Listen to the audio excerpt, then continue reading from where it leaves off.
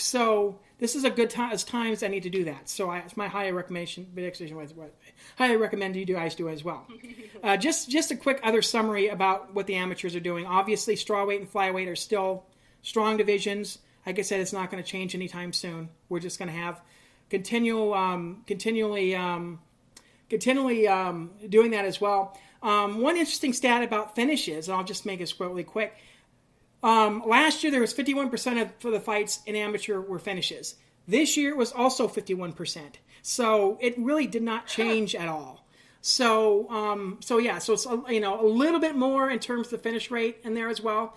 I like looking at just for the fact that if there's a lot of finishes going on in terms of the amateur divisions, it tells me that maybe some of those fights, there's a lot more experienced people facing a lot more inexperienced people or anything like that.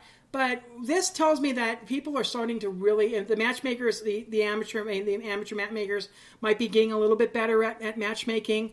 Part of it deals with, International MMA Federation, being able to have their kind of seeding process into their stuff as well. And also the fact that I think that the talent at amateur is growing a little bit. So just having that kind of stats very interesting to say the least as well. I think anything else I want to put on there. I think that's it for the amateurs. Like I said, it's just interesting. ALMMA over in Poland is doing a great job of doing their stuff, and IMMAF has been doing probably a great job of trying to get the other countries to kind of fall in line. Peru's doing a lot of more amateur fights as well. So that's why I said you kind of look out for them. Poland as well. I mean, yeah, all these countries are really starting to do amateur divisions and internationally, which is really great as well. Any other stats you want to go over, Laura? I mean, I think we've touched on all the ones that really jump out. I mean, the finishing rate is always an interesting one to me because that's something that is probably, the one that's maybe talked about the most. And just kind of hopping back to the pro side of things, which is, kind of where I live, to say that, nearly 60% finish rate for professional women's MMA, that's higher than I thought it would be, and I think it's awesome. I think that that's a great little piece of information that I am going to carry from now on in my pocket, and I can assure you I will be whipping it out in many a conversation. So thank you for arming me with that. Yeah, I mean, I usually have I may have to break that down by weight class too, because we get this argument all the time, which I really, really hate, is the fact that atom weights can't knock out people. And I have to point to Seo Hee-ham every single time because she knocked Jin Yu-Frey out, and it's like, she knocks pretty much, her finishing rate is outstanding to say the least. I mean, her fight with Ayaka in 2019 was great. I mean, they ended up going 5 rounds and it's just a war. And so, yeah, I have to, kind of point out that, that's not really that true. There is some knockout power in the atom weights.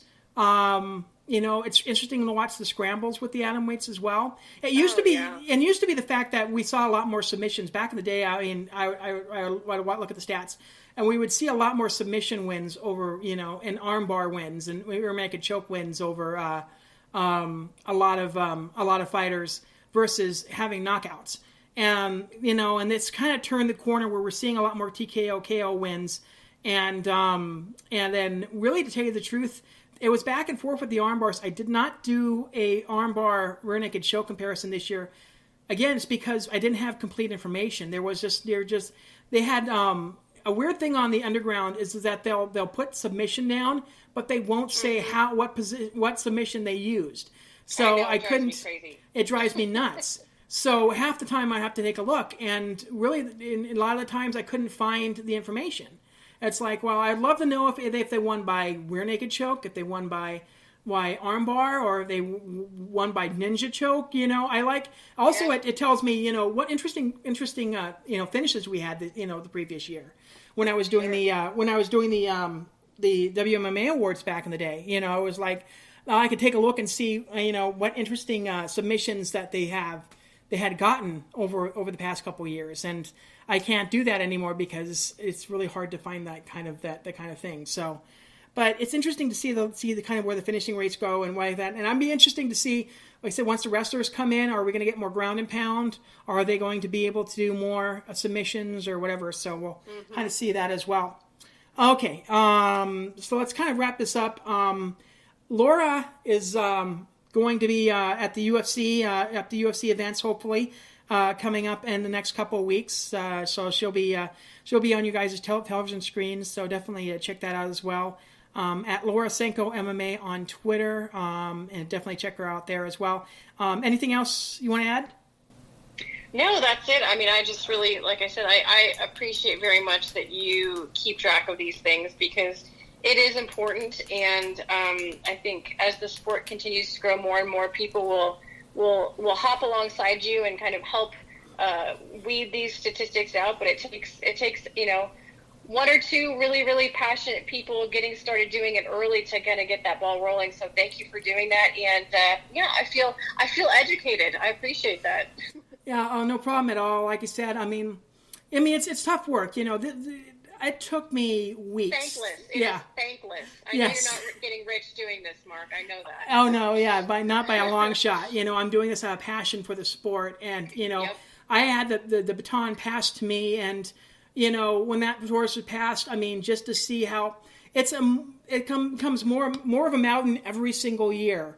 And that's a good thing. It's like, okay, well, I've got to feed for more and more fights to get statistics kind of down and trying to get that thing taken care of. And now you're forearmed as well because you have my statistics. So if you get to talk to the UFC matchmakers or anybody, you have that ammunition in front of you as well. And as much as unless there's generations happen. I mean, Rob does some stuff once in a while. Rob Sargent out of MMA Rising does stuff once in a while. Tim Peterson kind of retired from it. But I'm seeing a new generation of people covering the divisions right now, and it's been interesting interacting with them as well. And I think they're very interested in what I'm doing as work as well, and I'm hoping that they help me, carry some of that burden as well, and to be able to watch these divisions grow. I mean, I've been covering the division since 2011, I think. I was gonna say, I know it's been a very long time, certainly in MMA years. Yeah, exactly. So I mean, I was with Fighter Girls, and then I launched Wombat, a couple years after. So. Yeah, it's been a crazy ride, but it's been great to be able to see gals like yourself and Julie make that transition over to behind the mic. It's been interesting to see some of these fighters that I've known since they were making their pro debuts. I mean, to give you an example, Joanne Calderwood.